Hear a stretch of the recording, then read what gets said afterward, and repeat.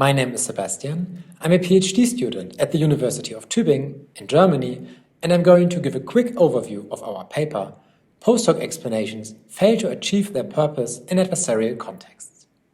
This is joint work with Michele Finck, Raidl, and Ulrike von Luxburg. On one hand, this is a project about the regulation of machine learning systems, and in particular about the Artificial Intelligence Act, which is currently being negotiated in the European Union. On the other hand, this is a project about a particular class of methods, namely local post-hoc explanation algorithms. The question that we are going to ask is, what can we expect from these algorithmic explanation methods, and under what circumstances should they be a part of the regulation of machine learning systems? As we are going to argue, we should not expect too much. In particular, if the decision-making context is adversarial, post-hoc explanation algorithms can quickly become useless or even harmful. An important building block of our work is the distinction between cooperative and adversarial decision-making contexts. In the cooperative decision-making context, all parties share the same goal. Stylized examples of this are scientific discovery, model debugging, and, up to a point, medical diagnosis. In an adversarial decision-making problem, the incentives of the different actors are not aligned.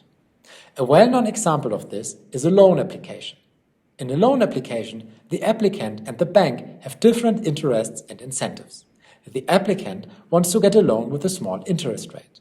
The bank does not care about the applicant directly and simply wants to earn money. In the example of the loan application, what are the motivations behind the idea that the bank should provide an explanation? One idea is that the explanation might help individuals to contest the decision. Others have suggested that it might allow individuals to alter their behavior and obtain different outcomes in the future.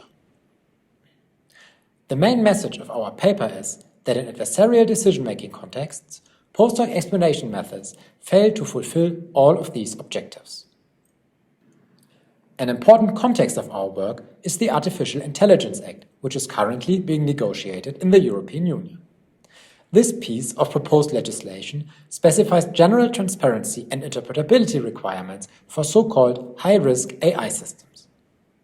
Our paper contains a detailed discussion as to how these legal requirements relate to algorithmic explanations as they are commonly understood in the computer science community. While algorithmic explanations might seem objective, we find that they do in fact depend on many human choices, such as the composition of the dataset, the trained machine learning algorithm, and the choice of a particular explanation algorithm. For these reasons, we argue that it does not make sense to test or regulate machine learning systems implicitly via their explanations. Instead, we should test and regulate decision functions directly.